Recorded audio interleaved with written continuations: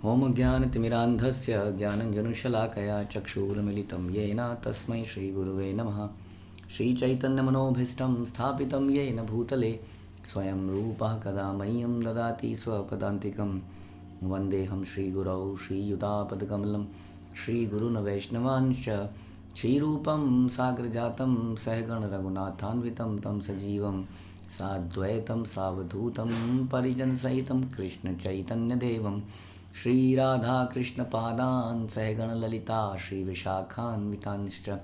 हे कृष्ण करुणा सिंधु दीनबंधु जगतपते गोपेश गोपिका कांत राधा कांत नमस्तुते।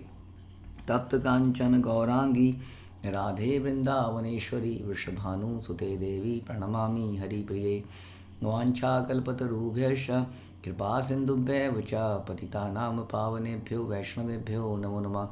जय श्री कृष्ण चैतन्य प्रभु नित्यानंद श्री अद्वैत गदाधर शिवासादि गौर भक्तवृंद। हरे कृष्णा कृष्ण कृष्णा हरे हरे हरे राम राम राम हरे हरे। नमो विष्णुपादाय कृष्णप्रेष्ठाय भूतले श्रीमते भक्तिवेदांत स्वामिन्निति नामिने। नमस्ते सारस्वते देवे गौरवाणी प्रचारिणे निर्विशेष शून्यवादी पाश्चात्य देशतारिणे। हरे कृष्ण। भगवद्गीता अध्याय 2 श्लोक संख्या 44। भोगेश्वर प्रसक्तानां तया उपहत चेतसां व्यवसायात्मिका बुद्धि समाधो न विधीयते। जो लोग इंद्रिय भोग तथा भौतिक ऐश्वर्य के प्रति अत्यधिक आसक्त होने से ऐसी वस्तुओं से मोहग्रस्त हो जाते हैं, उनके मनों में भगवान के प्रति भक्ति का दृढ़ निश्चय नहीं होता। तो हमने चर्चा करी, फिर से अगर हम पीछे जाएं कि निष्काम भक्ति, we discuss that it is not so easy, क्योंकि हमारे अंदर बहुत आसक्तियाँ इच्छाएँ हैं। तो भगवान ने सब बताया। फिर भगवान ने बताया कि कई लोग लेकिन क्या करते हैं, इस रास्ते में चलते हैं, लेकिन रास्ते में कई सारे लीगल इंद्रिय तृप्ति के तरीके आ जाते हैं। एक इंद्रिय तृप्ति होती है इलीगल, एक इंद्रिय तृप्ति होती है लीगल, लेकिन इंद्रिय तृप्ति तो इंद्रिय तृप्ति है। ये हम भूल जाते हैं। तो इलीगल इंद्रिय तृप्ति सेंस एंजॉयमेंट क्या है, जैसे अब शराब पीना, मांसाहार करना और अवैध संबंध बनाना, इलीगल सेंस एंजॉयमेंट है। और लीगल सेंस एंजॉयमेंट क्या है कि अपनी पत्नी के साथ संबंध बनाना लीगल हो गया। या भगवान को अर्पित करके भी अगर आप खाएं, हाँ, तो अनलिमिटेड खाने में आसक्ति लगाए रखना। तो भोगों में विशेषता आसक्ति बनाना और उसको किसी तरह से लीगलाइज करने का प्रयास करना, ऐसा जनरली लोग करते हैं। बहुत साल पहले की बात है, कुछ लोग प्रचार में नए जुड़े थे, तो उसमें से एक कन्या और एक प्रभु और एक माता को आपस में एक दूसरे अच्छे लगने लगे। समाव जुड़े नहीं थे ढंग से, आए इसी तरीके से थे, वो आए ही ऐसे थे, मतलब वो जानते थे एक दूसरे को। तो क्लासेस अटेंड करनी शुरू करी, तो उन्होंने सोचा कि सुना उन्होंने कि हर चीज़ के सेंटर में कृष्ण होना चाहिए। तो उन्होंने क्या करना शुरू किया, बाद में बताया, प्रभु जी हम लोग, बाद में बताया, हम लोग मिलते थे, लेकिन हम ना बीच में भगवान की फ़ोटो रख देते थे, सेंटर में कृष्णा। तो उन्होंने अपने मिलने जुलने के सेंटर में कृष्ण को ले आए। दिस इज़ नॉट कॉल्ड भगवान को सेंटर में ले आना। भगवान को सेंटर में लाने का मतलब होता है कृष्ण की इच्छा हमारी इच्छा, उन्हीं की इच्छा के लिए जीना। दैट इज़ कॉल्ड कृष्ण को सेंटर में लाना। ऐसा नहीं घर के सेंटर में कृष्ण को रख दिया या केवल भोग लगाने से हम लोग, हमें बातों की गहराई में जाना पड़ेगा कि क्या इसका मतलब है। हम लोग अगर भगवान के दास हैं, भगवान को प्रसन्न करना हमारे जीवन का एकमात्र उद्देश्य है। इस उद्देश्य से जीना, भगवान को संतुष्ट करने का प्रयास करना वास्तव में भक्ति है। हम कहते हैं ऋषिकेश सेवनम भक्तिर उच्चते, कि भक्ति क्या है कि जब हम इंद्रियों को इंद्रियों के स्वामी की सेवा में लगाते हैं तो उसको भक्ति कहा जाता है। और जब इंद्रियों का स्वामी संतुष्ट हो जाता है तो फिर इंद्रियां क्यों नहीं संतुष्ट होंगी। जिन इंद्रियों को संतुष्ट करने के लिए हम भरसक प्रयत्न करते हैं और वो संतुष्ट नहीं होती हैं, लेकिन स्वामी के संतुष्ट हो जाने पर अपने आप ऋषिकेश का मतलब होता है इंद्रियों के स्वामी। तो जब इंद्रियों के स्वामी संतुष्ट हो जाते हैं हरि, तो क्या होता है, इंद्रियां स्वतः ही संतुष्ट हो जाती हैं। तो दिस इज़ द वे। इसके विपरीत यदि हम भोग करने का प्रयास करेंगे, चाहे हम लीगलाइज्ड तरीके से करें चाहे इलीगल तरीके से करेंगे, तो पाप कर्म अर्जित करेंगे। और लीगल तरीके से करेंगे तो क्या होगा, जो इस श्लोक में बताया गया है, समाधो न विधीयते, कि हमारे अंदर दृढ़ संकल्प निश्चय पैदा नहीं हो पाएगा। क्यों? क्योंकि डीप इनसाइड अभी भी हम इंद्रिय तृप्ति ही कर रहे हैं, हम उसको लीगलाइज करने का प्रयास कर रहे हैं। हम कहते हैं बाहर से कुछ भी ले आते रहो, लाते रहो, भगवान को भोग लगा दो।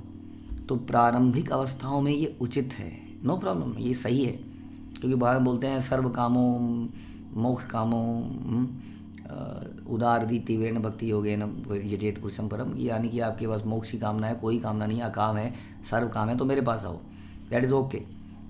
या भगवान बोलते हैं चतुर्विधा भजन्ते माम जनो सुकृतनो अर्जुना, तो भगवान कहते हैं these are good people. But भगवान ये नहीं कहते हैं ये डिवोटीज़ हैं, ये एग्जॉल्टेड डिवोटीज़ के कार्यकलाप नहीं। क्योंकि एग्जॉल्टेड डिवोटी कौन है, या भक्ति, उत्तम भक्ति किसको कहते हैं, जब हम बोलते हैं अन्य भिलाषिता शून्यम ज्ञान कर्मादि अनावृतम।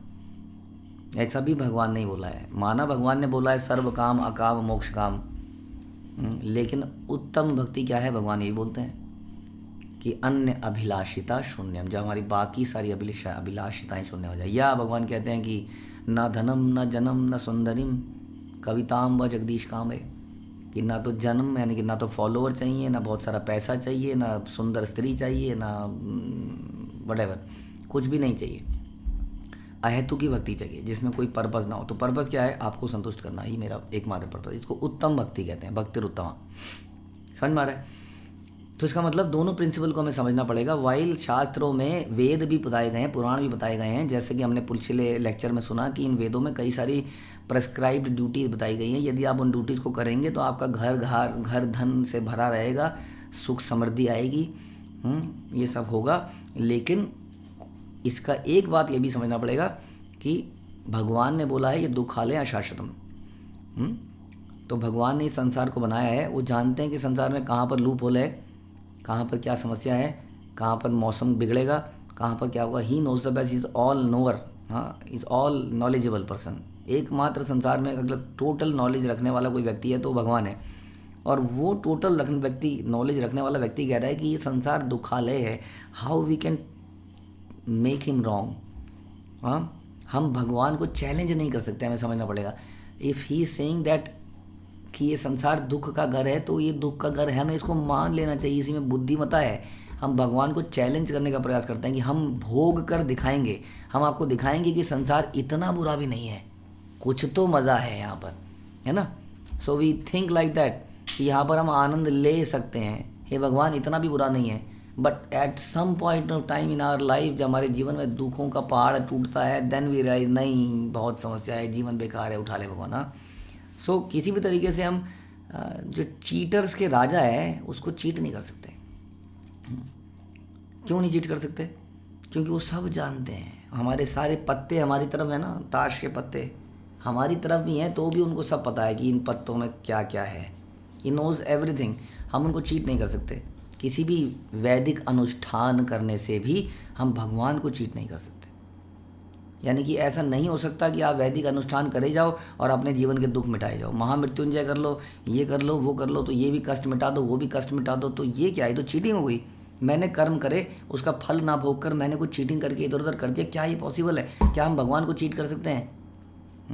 नहीं कर सकते। समझदार व्यक्ति इस बात को समझ जाता है, इसलिए भगवान की शरणागति कर जाता है। शरणागति करना इज द बेस्ट थिंग। शरणागति करने से सारे पापों से हम मुक्त हो सकते हैं, सारे दुखों से मुक्त हो सकते हैं। लेकिन उसके लिए क्या करना पड़ेगा? उसके लिए श्लोक का पालन करना पड़ेगा। और श्लोक क्या कहता है कि हमें इंद्रिय भोग के लिए, भौतिक ऐश्वर्य के लिए अपनी आसक्ति को त्यागना पड़ेगा। अपनी इंद्रिय तृप्ति को लीगलाइज करने का प्रयास मत कीजिए कभी भी। हमेशा यही सोचिए। लोग कंफ्यूज हो जाते हैं, ऐसा क्यों करना है, इतना क्यों करना है। चैतन्य महाप्रभु ने बहुत क्लियरली बोला है, भलो न पैबे भलो न खाइबे, ग्राम में वार्ता ना करीबे। चाहे हृदय ते सदा राधा कृष्ण सेवा या भजन करीबे।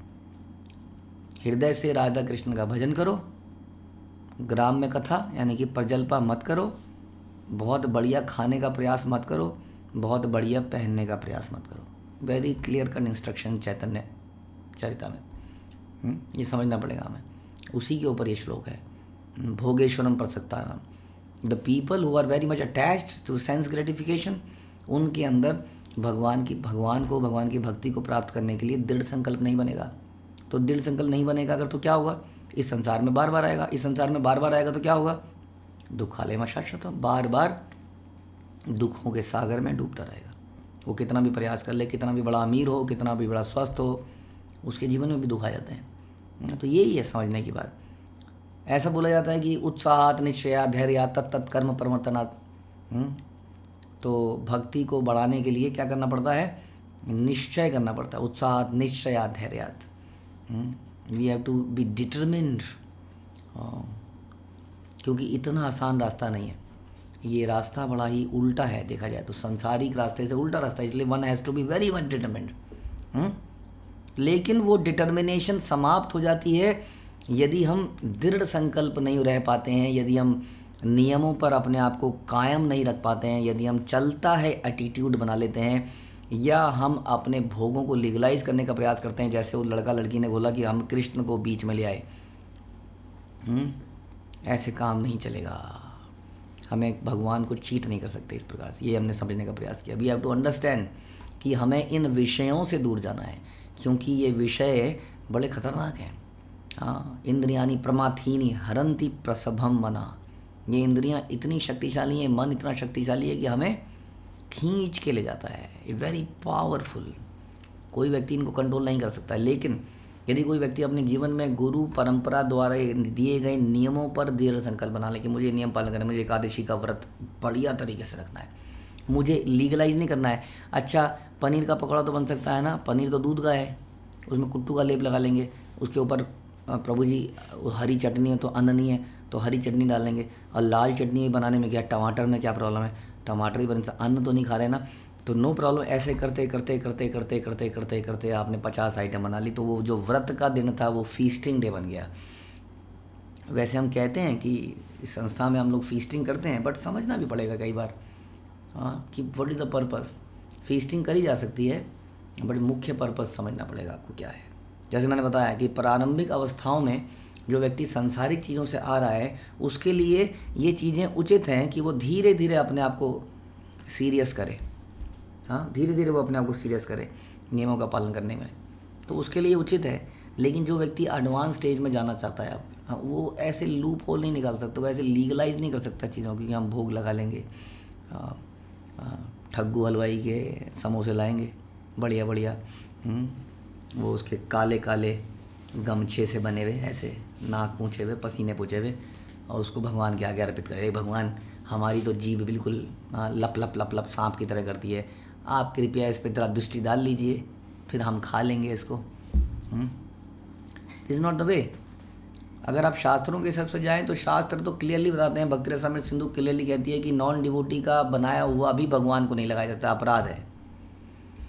लेकिन जैसा हमने बताया कि प्रारंभिक अवस्थाओं में इसके लिए मनाही नहीं है, ये उचित है। लेकिन जिसको भगवत प्रेम का रस लेना है, जिसको बार बार इस जन्म मृत्यु से छूट कर भगवत प्राप्ति करनी, भगवान की प्राप्ति करनी है, और उसके लिए दृढ़ संकल्प होना है, वो अपनी इच्छाओं को लीगलाइज करने का प्रयास न करे। वो हृदय में ये सोचे कि I must control my senses.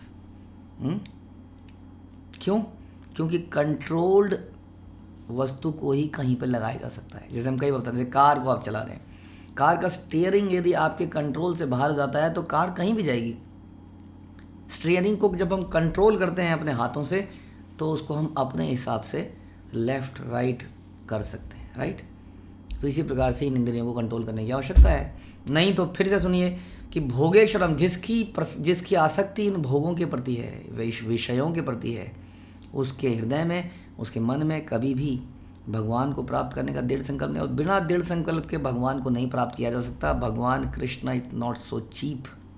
ये बात को हमें समझना पड़ेगा। We must pay the price by doing tapasya, ऐसा इस श्लोक में बताया गया। हरे कृष्णा। श्री प्रभुपाद की जय, भगवद गीता की जय।